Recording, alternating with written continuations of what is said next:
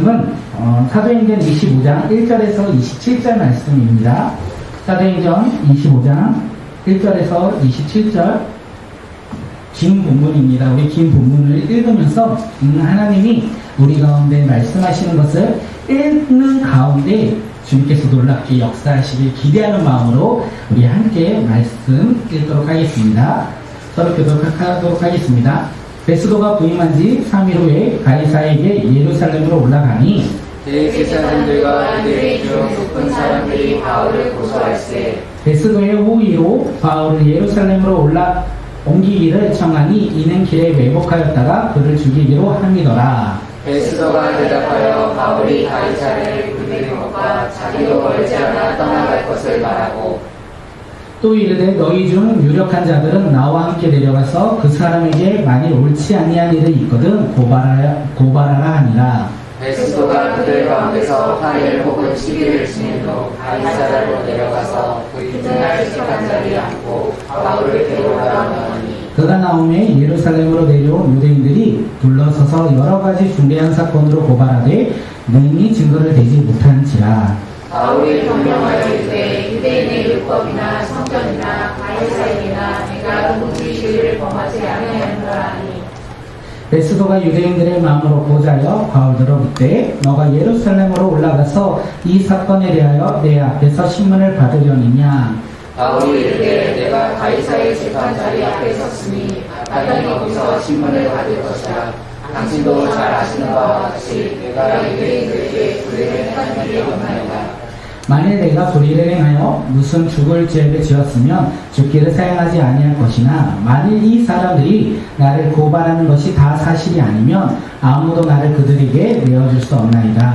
내가 가이사께 상소하노라 한데 베스도가 대적자들과 상의하고 이르되 내가 가이사에게 상소하였으니 가이사에게 갈 것이라 한다. 수요일 후에 아그리파 왕과 베니게가 베스도에게 문안하러 가이사에 와서 여러 날을 들으니 베스도가 바울의 일로 왕에게 구하여 이르되 펠릭스가 한 사람을 불러하여 주었는데 내가 예루살렘에 있을 때에 유대인의 대제사장과 장로들이 그를 고소하여 정죄하기를 청하기에 내가 대답하되 무릇 티고가 원고들 앞에서 고소 사건에 대하여 변명할 기회가 있기 전에 내주는 것은 로마 사람의 법이 아니라 하였노라. 그러므로 그들이 나와 함께 여기 오매 내가 지체하지 아니하고 이튿날 재판 자리에 앉아 명하여 그 사람을 데려왔으나 원고들이 서서 내가 짐작하던 것 같은 악행의 혐의는 하나도 제시하지 아니하고 오직 자기들의 종교와 또는 예수라는 이가 죽은 것을 살아있다고 바울이 주장하는 그 일에 관한 문제로 고발하는 것뿐이라. 내가 이 일에 대하여 어떻게 심리할지는 몰라서 바울에게 묻되 예루살렘에 올라가서 이 일의 신문을 받으려냐 한즉 바울은 황제의 판결을 받도록 자기를 지켜주기를 호소하므로 내가 그를 가이사에게 보내기까지 지켜두라 명하였노라 하니 아그리빠가 베스도에게 이르되 나도 이 사람의 말을 듣고자 하노라. 베스도가 이르되 내일 들으시리라 하더라. 이튿날 아그리빠와 베니게가 크게 위험을 갖추고 와서 천부장들과 시중의 높은 사람들과 함께 접견 장소에 들어오고 베스도의 명으로 바울을 데려오니 베스도가 말하되 아그리빠 왕과 여기 같이 있는 여러분이여 당신들이 보는 이 사람은 유대인의 모든 우리가 크게 외치되 살려두지 못할 사람이라고 하여 예루살렘에서와 여기서도 우리에게 소망하였으나 내가 살피건대 죽을 죄를 범한 일이 없나이다. 그러나 그가 황제에게 상소함으로 보내기로 결정하였나이다. 그에 대하여 황제에게 확실한 사실을 알릴 것이 없으므로 신문하고 상소할 자료가 있을까 하여 당신들아 특히 아그리빠 왕 당신 앞에 그를 내세우나이다. 함께 읽도록 하겠습니다. 그 제목도 밝히지 아니하고 제수를 보내는 것이 위대한 일인 줄 아나이다 하였더라. 아멘. 네, 말씀 한 장을 다 읽으셨어요. 네, 많은 장을 읽었는데 내용은 딱 하나밖에 없습니다. 반복이에요. 네, 반복적으로 3번에 걸쳐서 지금 사도 바울에 있었던 일들을 이야기합니다. 우리가 이것을 통하여 하나님께서 사도 바울에게 역사하신 것이 오늘 우리 삶 가운데 적용이 되고 우리 삶이 사도 바울처럼 날마다 복음을 증거하며 살아가는 믿음의 자녀들이 되시길 바라겠습니다. 오늘 그 다음 주가 매주 강사 주일이라고 말씀드렸습니다. 한 상반기 동안 우리 삶 가운데 우리가 주님을 찾는 한 사람으로서 얼마만큼 살아갔는지 돌아보는 믿음의 한 주간이 되었으면 좋겠습니다. 묵묵히 믿음의 길을 걸어갔는지, 또한 하나님의 말씀을 듣고 삶으로 순종하는 삶을 살고자 했는지, 그리고 우리의 마음이, 우리의 중심이 온전히 올바로 주님 앞에 서 있었는지 한 주간 돌이키고 돌아보며 우리가 다음 주에 만나는 놀라운 축복의 시간이 되길 바라겠습니다. 하나님이 오늘 우리에게 주신 말씀의 제목이 베데스 앞에서입니다. 함께 제목 읽도록 하겠습니다. 시작. 베스도 앞에서. 베스도 앞에서. 지난주에 설교 제목 혹시 기억나십니까? 벨레스 앞에서. 지금 앞에서 계속 복음을 증거하고 있기 때문에 내용이 동일해요. 우리가 지난주 말씀을 함께 잠시 돌아보면요, 대제사장 아나니아와 장로들과 그리고 변호사 더둘로가 사도 바울을 고소합니다. 세 가지 이유로 고소를 해요. 첫째는요, 전염병 같은 사람이다. 그래서 천하에 흩어진 유대인들을 다 소욕해 하는 죄가 사도 바울에게 있다. 두 번째는 나사렛 이단의 우두머리다. 그리고 마지막으로 성전을 더럽게 한 자가 바로 사도 바울이라 말하면서 그를 고발합니다. 사도 바울은 이 고발을 듣고요, 자신을 변론하면서 자신은 예루살렘으로 올라간 것은 소요를 일으키거나 밀란을 일으키러 올라간 것이 아니라 하나님께 예배하러, 하나님께 제사로 올라갔다. 그리고 나는 성전을 더럽히지도 않았다. 이렇게 그들의 고발을 부인합니다. 그러면서 사도 바울은 단 한 가지는 인정을 해요. 그것이 무엇입니까? 나사렛 이단의 우두머리다. 이것은 인정하면서도 한 가지는 부정합니다. 이단이 아니다. 예수 그리스도는 이단이 아니다. 나를 지금 고발하고 있는 유대인들이 그들이 믿고 있는 이 조상의 하나님을 우리도 동일하게 믿고 있다. 율법과 선지자들의 글에 기록된 모든 것을 우리도 동일하게 다 믿고 있다. 그리고 하나님께 향한 소망이 우리에게도 동일하게 있다. 다시 말해서 나사렛 예수는 이단이 아니다. 이렇게 이야기를 했습니다. 총독 벨릭스가요, 이 이야기를 들었어요. 변호사 더둘로의 고발의 내용을 들었고, 또 그 다음에 사도 바울의 변호를 들었습니다. 그리고 그가 안 것은 딱 하나예요. 사도 바울에게는 죄가 없더라. 이것을 알면서도 그는 판결을 내리지 않았습니다. 왜 내리지 않았습니까? 지금 유대의 지도자인 이 대제사장들과 장로들이 재판 결과에 따라 밀란이 일어날까봐, 반발할까봐 그것을 염려하여 최종 판결을 내리지 않으려고 연기해요. 재판이 연기됨으로써 죄가 없는 사도 바울은 감옥에 갇히는 신세가 되었습니다. 그것도요, 하루, 한 달, 1년이 아니라 2년이라는 길고 긴 시간을 감옥에 갇히게 되었습니다. 그런데 우리가 지난주에 마지막에 이것을 함께 나눴어요. 사도 바울이 감옥에 갇힌 것이 하나님의 은혜였고, 하나님의 계획이었고, 하나님의 사랑이었다. 이렇게 이야기했습니다. 왜냐하면 만약에 사도 바울이 무죄로 풀려난다면 그를 죽이기까지 먹지도 마시지도 않겠다는 열성당한 40명의 유대인들이 그를 기다리고 있을 것이고, 그를 어떻게 할지 아무도 몰랐기에 그들로부터 제일 안전한 곳, 로마 군인이 지켜주는 이 감옥이 그것이 바로 하나님의 은혜였고 하나님의 사랑이었다는 것을 우리가 지난주에 이야기했습니다. 사랑하는 성도님들, 사도 바울이 무죄예요. 총독이 이야기를 해요. 그런데 로마 감옥에 갇혔습니다. 이것이 하나님의 은혜라고 믿어지십니까? 사도 바울이 감옥에 갇힌 것이 하나님의 사랑이라고 우리는 고백할 수 있겠습니까? 아니면 어떻게 무죄인데 감옥에 갇힐 수 있느냐? 그것은 하나님의 은혜도 아니고 하나님의 사랑도 아니고 그것은 억울한 일이다. 그것은 사도 바울의 입장에서 분노할 일이다. 사도 바울이 무죄로 나가도 어떻게 될지 아무도 모르는데 그것이 어떻게 하나님의 은혜이고 하나님이 향한 계획이냐? 그것은 억울하고 분노할 일이다. 우리는 이 두 가지 중에 어디에 서 있습니까? 우리가 이것을 한 번 정도는 생각해 볼 만한 것 같아요. 그것이 하나님의 은혜인지, 하나님의 사랑인지, 아니면 하나님을 향한 억울한 일인지, 분노할 일인지, 우리가 그 질문을 가지고 한번 말씀을 보면 좋을 것 같습니다. 사도 바울이요, 감옥에 2년 동안 갇혔습니다. 그러면서 그 가운데 하나 변화된 일이 뭐냐면 총독이 바뀌어요. 벨릭스에서 베스도로 총독이 바뀝니다. 신임 총독 베스도는요, 부임한 지 3일 만에 어디로 갔냐면 예루살렘으로 올라가요.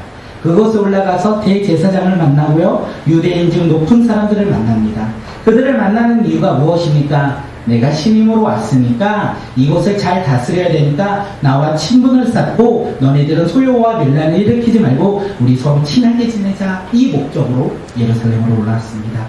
그러면 그 목적을 듣고 있는 이 유대 대제사장과 장로들은요, 어떤 목적으로 신임 베스도를 만났을까요? 그들의 목적은 다양한 것이 아니에요. 단 하나밖에 없어요. 그들의 목적이 무엇이냐면 사도 바울을 죽이고자 하는 것이에요.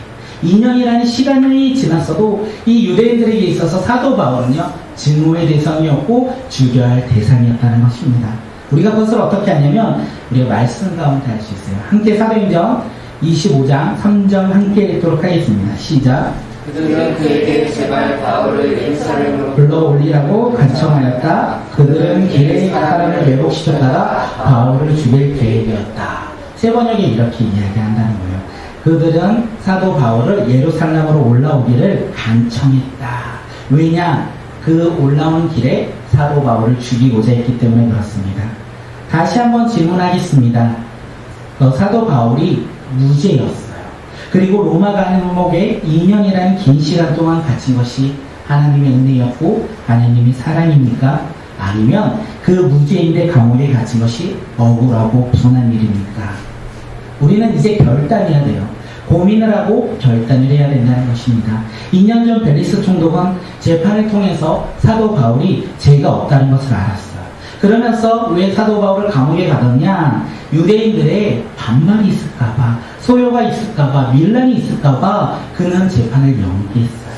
그런데 이 연기가 사도 바울이 감옥에 갇힌 것이 하나님의 은혜였고 하나님의 사랑이었다는 것을 우리는 오늘 본문을 통해서 알 수 있다는 것입니다. 사도 바울이 감옥에 갇힌 것 하나님의 은혜이고 하나님의 사랑입니다. 믿으십니까? 우리가 이것을 믿어야 돼요. 우리가 이것을 믿어야만 그 믿음대로 우리 가운데 역사함이 일어난다는 거예요. 우리가 이 사실을 믿을 때 오늘 사도 바울에게 임한 하나님의 은혜와 사랑이 우리 삶 가운데도 임한다는 거예요. 우리의 삶 가운데 힘든가 어려움이 있으니까 그 가운데 하나님의 계획과 하나님의 사랑이 그곳 가운데 있다는 것을 우리는 믿을 수 있다는 거예요. 사도 바울에게 임한 그 하나님의 놀라운 은혜와 사랑이 오늘 그것을 믿는다면 우리 삶 가운데 비록 세상의 눈으로 그리고 우리의 눈으로 바라볼 때 어렵고 힘든 상황일지라도 그곳에 믿음의 눈을 열고 하나님의 은혜를 바라볼 수 있고 하나님의 사랑을 깨달을 수 있다는 것입니다. 사도 바울이 2년이라는 긴 시간 동안 감옥에 갇힌 것이 하나님의 은혜입니다. 또한 하나님의 사랑입니다. 오늘 우리는 그것을 믿습니다. 그러므로 인하여 오늘 우리 삶 가운데 사도 바울처럼 세상의 눈으로 바랄 때 조금은 억울하고 분노할 일이 있을지라도 그것이 믿음의 눈으로 바라본다면 하나님의 은혜이고 하나님의 사랑이라는 것입니다. 우리가 그것을 믿고 우리가 그것을 고백하며 우리가 믿음 안에 나아가는 믿음의 교회와 공동체가 되기를 바라겠습니다. 이 시간 한번 옆 사람을 바라보며 우리 인사하도록 하겠습니다. 당신이 서 있는 자리가 바로 하나님의 은혜의 자리입니다. 함께 고백하겠습니다. 옆 사람을 보시고요.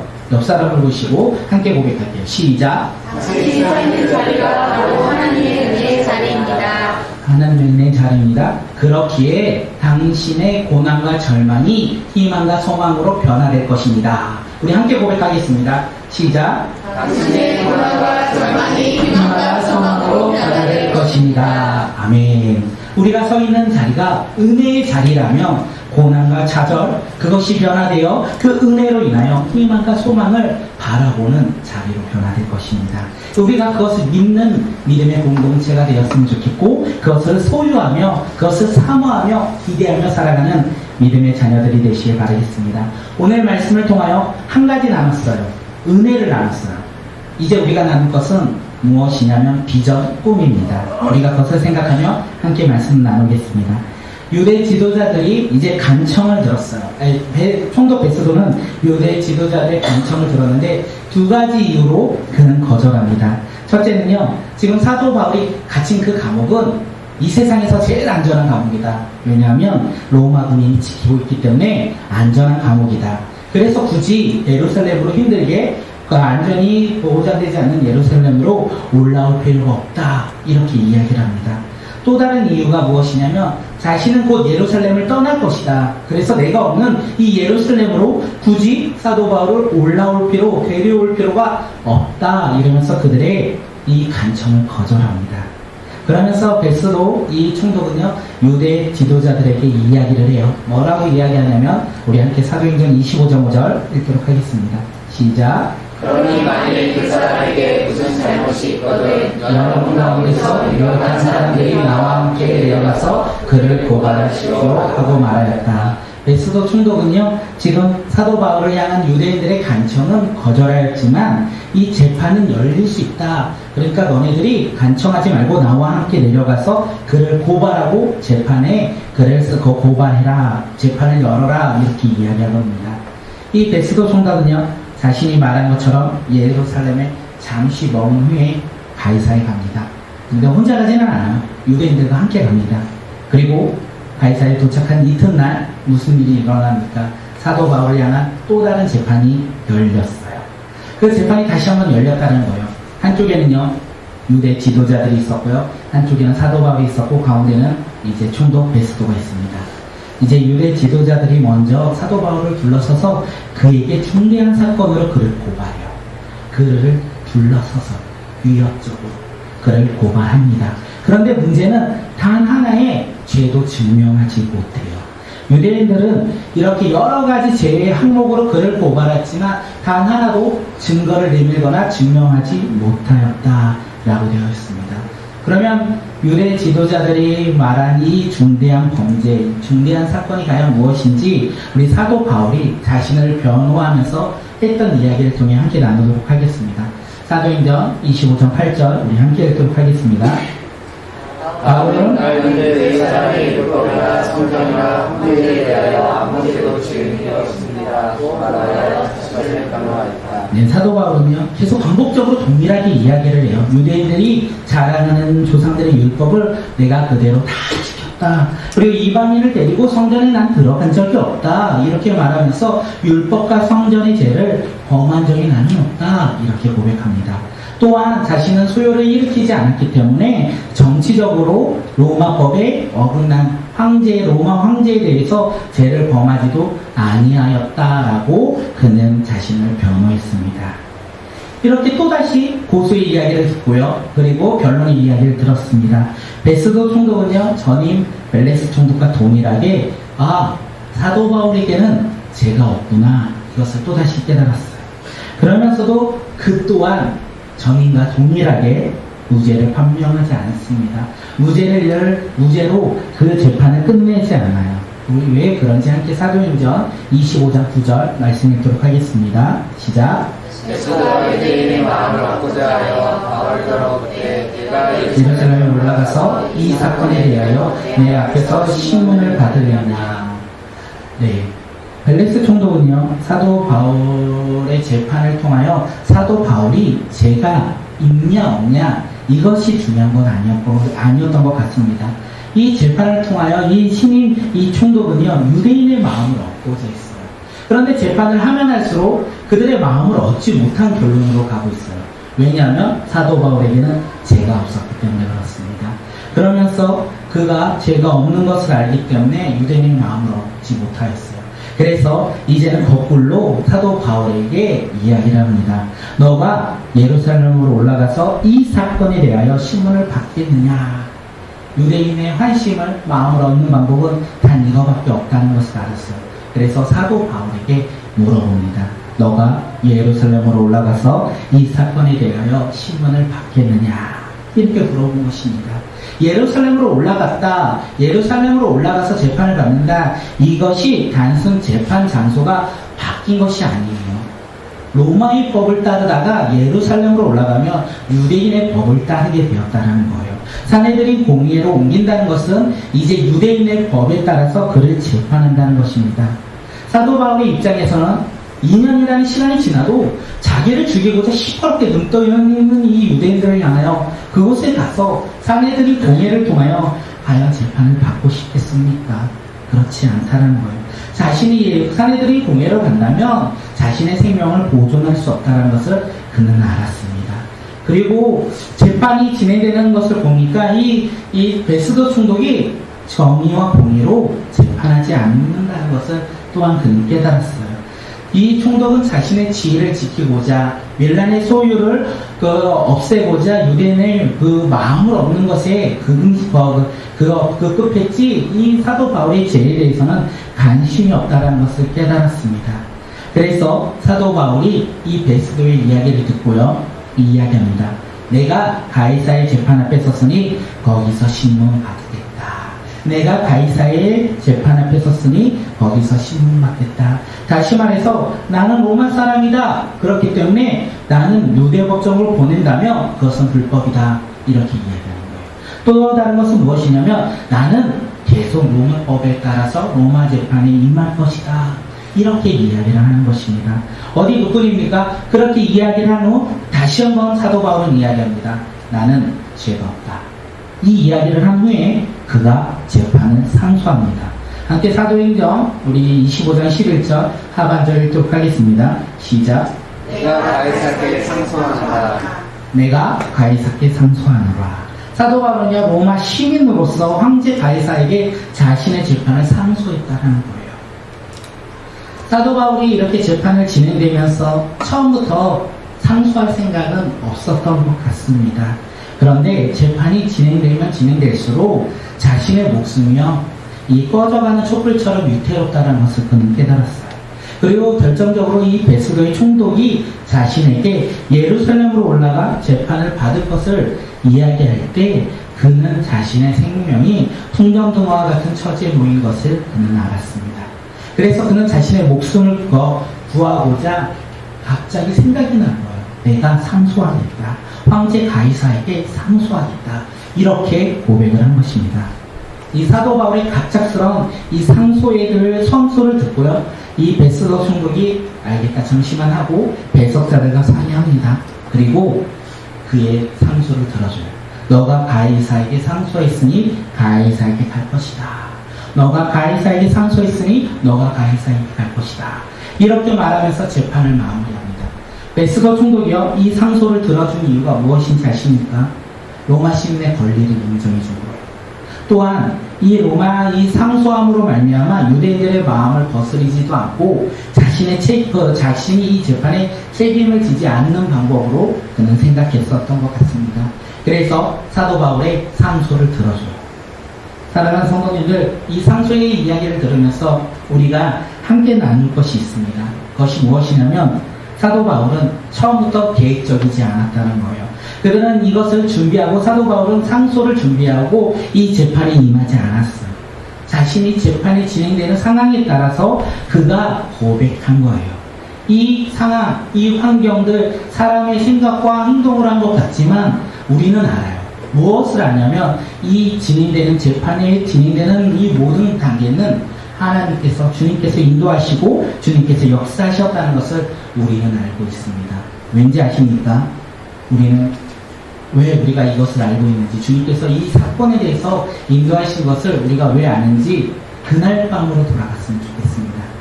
그날 밤 기억나십니까? 소중한 밤이었잖아요. 사내들인 공에 간증을 다 하시고 또다시 죽을 위기에 놓였을 때 그날 밤에 외로운 가운데 놓여있던 사도 바울, 그날 밤으로 돌아가겠습니다. 함께 사도행전 23장 11절 우리 함께 읽도록 하겠습니다. 시작. 그날 밤에 주께서 바벨 곁에 서서 이르시되 밤되어야 내가 예루살렘에서 나라의 일을 증언할 것 같이 로마에서도 증언하려 하라 하십니다. 아멘. 네, 그날 밤에 주님께서 사도 바울 곁에 서서 뭐라고 하십니까? 담대하라, 내가 예루살렘에서 나의 일을 증언한 것 같이 로마에서도 증언하리라. 이렇게 말씀하십니다. 로마에서도 증언하리라. 이 말씀이요, 다시 한번 지금의 오늘 본문으로 가면 가이사에게 상소합니다. 이 말씀으로 이어진다는 거예요. 그러므로 인하여 사도 바울은 세상의 중심인 로마로 가게 되었다는 것입니다. 세상의 중심인 이 로마를 향해 나아갔고 그 로마에서 복음을 전할 수 있는 기회를 얻었다는 것입니다. 사도 바울이 계획해서 그 길로 간 것이 아니라 주님께서 말씀하셨고 주님께서 말씀하셨고 사도 바울의 이 상소를 통하여 주님께서 인도하시고 이끄셨다는 것이에요. 사랑하는 성도님들, 이 말씀을 통하여 우리가 무엇을 나눴으면 좋겠습니까? 저는요, 꿈을 나눴으면 좋겠다는 생각을 했습니다. 첫 번째는 은혜를 나눴고 지금 비전, 꿈을 한번 나눴으면 좋겠습니다. 우리가 갖고 있는 꿈, 주님이 우리를 만나주시고 우리 가운데 주신 꿈이 있으십니까? 근데 그 꿈은 우리의 노력과 우리의 행위로, 우리의 행동으로 이루어지지 않는다는 사실 우리가 너무 잘 알고 있지 않습니까? 주님이 주신 꿈은요, 오직 주님이 나를 통해 이루어 주신다는 거예요. 그렇기 때문에 우리는 꿈을 바라보며 나에게 인도하시고 나에게 역사하신 그 주님을 믿음의 눈을 들고 바라봐야 된다는 거예요. 그 믿음의 눈을 들고 바라볼 때 주님께서 우리 가운데 우리의 꿈을 이루어 가시고 인도하신다는 것입니다. 그 꿈이요, 어떻게 허황된 저런 꿈을 꿔, 말도 안 되는 꿈이지, 이렇게 생각되어질지라도 주님께서 주신 꿈이라면요, 우리가 믿음의 눈을 들고 바라본다면 주님께서는 우리 가운데 역사하신다는 거예요. 그것을 믿으십니까? 저는 그것을 믿어요. 우리 함께 믿었으면 좋겠어요. 우리 꿈꾸는 게 제가 항상 말하죠. 우리 비전 사명. 사람들이 뭐라고 하니까 할 수 있는 것도 하나 더 천천히 해. 너무 큰 것을 잡으면 할 수 있는 것도 할 수 없어. 이렇게 얘기합니다. 하지만 믿어요. 뭘 믿냐면 그 꿈은 주님께서 주신 꿈이라는 것을 믿습니다. 또한 그 꿈을 이루어 가시는 분도 주님이라는 것을 믿습니다. 우리 꿈꾸는 교회만 그렇습니까? 우리 사랑하는 성도님들도 주님을 만나시고 주님이 주신 꿈이 있지 않으십니까? 다 먹을 수 있어요. 20대 때 주님을 만나서 살아가다 보니까, 이 세상을 살아가다 보니까 삶을 바라보며 이 세상 가운데 꿈을 바라보며 살아가지 않을 수 있어요. 40대, 50대에 꿈이 있습니까? 라고 물어보는 것도 좀 이상한 것 같긴 해요. 하지만 우리 가운데 꿈이 있었으면 좋겠어요. 주님이 주신 그 꿈. 20대 때 열정적으로 만난 그 주님의 꿈. 지금 바라볼 때, 지금 돌이켜보면 그 꿈이 과연 허황되고 말도 안 되지. 내가 왜 그때 그 꿈을 꾸었지? 나는 그 꿈을 다시 꾸었으면 좋겠습니다. 왠지 아십니까? 그 꿈이 이루어지기 때문에 그렇습니다. 그 꿈이 우리가 바라보고 믿음으로 그 꿈을 바라보며 살아간다면 주님께서 이루어진다는 거예요. 주님께서 우리 가운데 역사하신다는 거예요. 허황된 꿈, 그리고 말도 안 되는 그 꿈이 주님으로 말미암아 우리 삶 가운데 열렸다는 거예요. 주님의 꿈을 꾸시길 원하십니까? 주님이 나를 통해 이루실 그 꿈을 꾸며 살아가길 원하십니까? 그러면 꾸십시오. 주님을 향하여, 주님이 인도하심에 따라 우리가 순종하며 나가며 주님께서 놀랍게 역사하실 그 꿈을 꾸며 살아가는 믿음의 자녀들이 되었으면 좋겠습니다. 그 꿈을 꾸기 위해서는 한 가지는 해야 돼요. 무엇인지 아십니까? 세상의 기준과 세상의 바램과 나의 생각과 나의 가치관을 내려놔야 돼요. 그렇지 않으면 우리는 믿음의 눈을 뜨고 그 꿈을 바라볼 수가 없다는 것입니다. 오늘 사도 바울은 로마를 향해 갑니다. 왜 갑니까? 그날 밤에 주님께서 말씀하셨어요. 로마에 가서 복음을 전하리라. 그 꿈이 어떻게 이루어 갑니까? 가이사에게 상소함으로. 기쁨의 자리였습니까? 그렇지 않아요. 고난과 환난의 장소에서 그는 고백해요. 고난과 환난의 장소에서 그는 자신의 역할을 감당했는데 그것이 주님의 꿈이었다는 것이에요. 우리가 꿈을 꾸며 살아가는 자들, 비록 상황과 환경이 어려울지라도, 우리 삶 가운데 좌절과 절망이 가득할지라도 우리가 그것을 바라보며 살아가는 자들이 아니라 하나님이 주신 그 꿈을 꾸며 그 환경을 바라보며 살아가는 믿음의 자녀들이 되었으면 좋겠습니다. 하나는 은혜였고 하나는 꿈이었습니다. 이 시간 함께 옆 사람을 바라보며 축복하겠습니다. 당신은 주님의 꿈을 꾸는 사람입니다. 한번 응원하겠습니다. 시작. 당신은 주님의 꿈을 꾸는 사람입니다. 그렇다면 주님께서 당신을 통해 그 꿈을 이루어 가십니다. 함께 축복하겠습니다. 시작. 주님께서 당신의 꿈을 이루어 가십니다. 아멘. 우리의 꿈을 이루어 가신 그 주님을 신뢰하는 자들, 그 꿈을 이루어 가신 그 주님을 믿으며 우리가 순종하는 믿음의 자녀들이 바로 오늘 우리가 되었으면 좋겠습니다. 사도 바울이요, 이제 재판이 이렇게 마무리가 되었습니다. 그리고 수일 후에 아그리파 왕과 베니게가 신인 총독 베스도에게 인사하고자 가이사랴로 방문합니다. 이때 베스도 총독이요, 자신보다 유대 사회와 종교를 잘 알고 있는 이 아그리파 왕에게 사도 바울에게를 의논해요. 의논한다는 것은 이제 가이사에게 상소할 내용을 작성할 때 도움을 얻고자 그에게 이야기를 합니다. 왜 아그리파 왕에게 그의 이야기를 하는지 아십니까? 아그리파 왕은요, 갈릴리 지역을 다스리는 왕이었어요.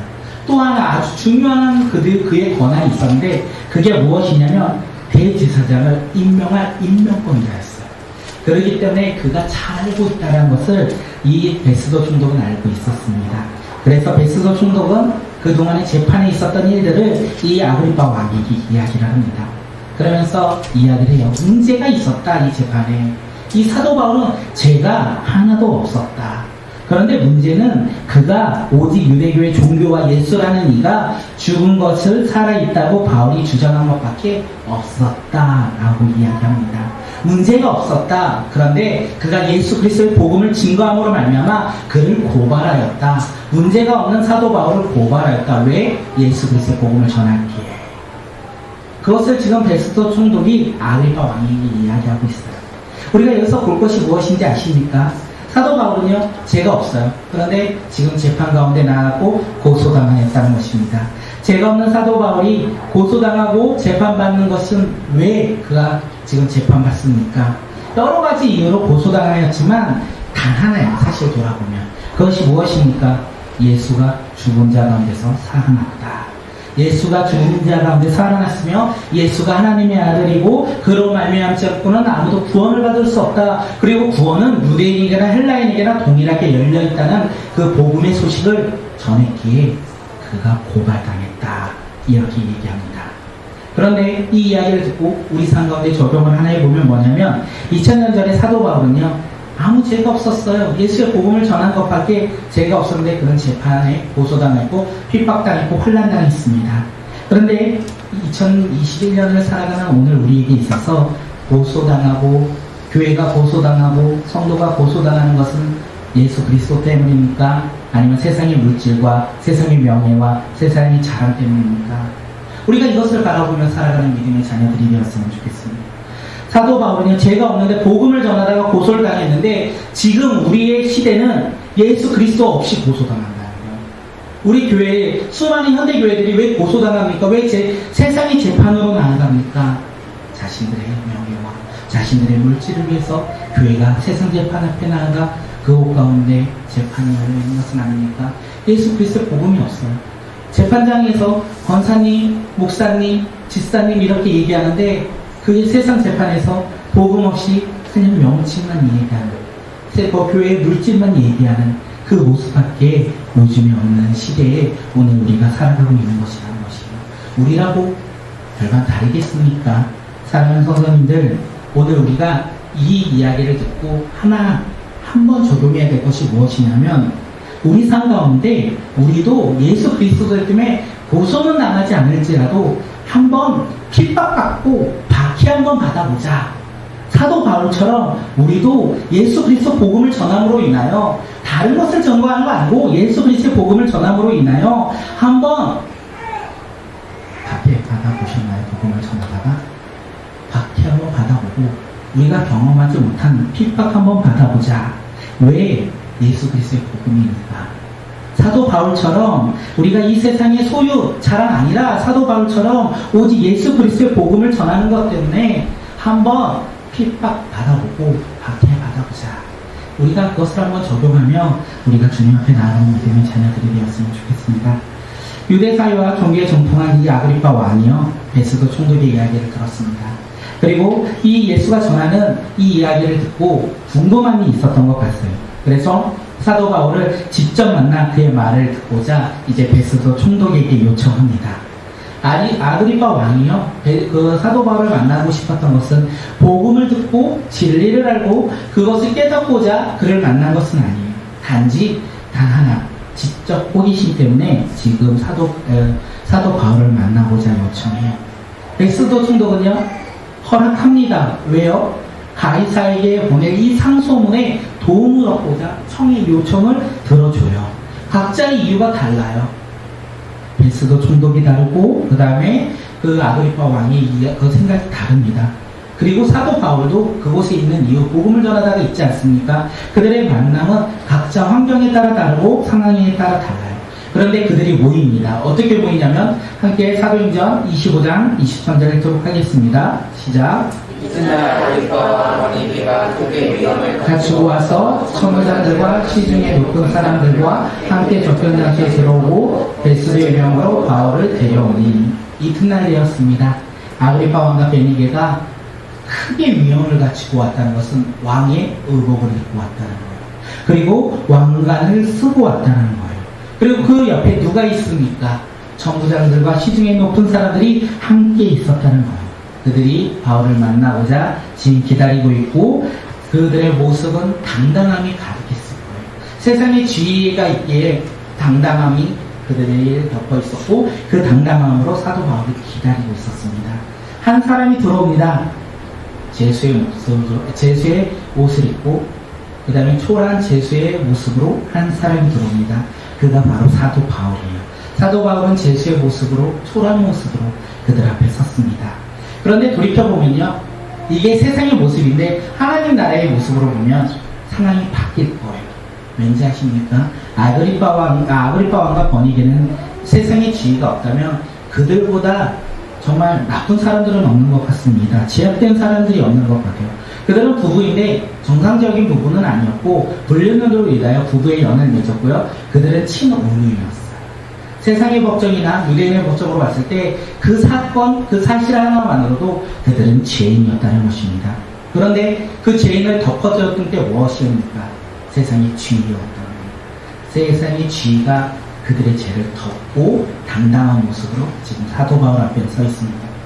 사도 바울은요, 비록 죄수였지만 그는 하나님의 복음을 소유한 자, 하나님의 복음 앞에 나온 자. 그래서 그는 어디를 가든지 당당했어요. 오늘 또한 당당한 모습으로 지금 사람들 앞에 섰습니다. 그리고 그가 복음을 전합니다. 그가 전하는 복음 기대가 되지 않습니까? 그가 전하는 복음 듣고 싶지 않습니까? 다음 주에 함께 말씀을 나누고자 합니다. 오늘 우리가 이 말씀을 통하여 우리가 충도 베드스 앞에서 무엇을 해야 되냐면 우리가 이 세 가지를 놓고 한번 기도했으면 좋겠습니다. 첫째는요, 은혜고요. 우리가 서 있는 곳이 은혜고, 두 번째는요, 비전, 꿈이고요. 세 번째는요, 당당함입니다. 어디서든 누구를 만나든 당당하게 복음을 증거하는 우리 꿈꾸는 공동체가 되었으면 좋겠습니다.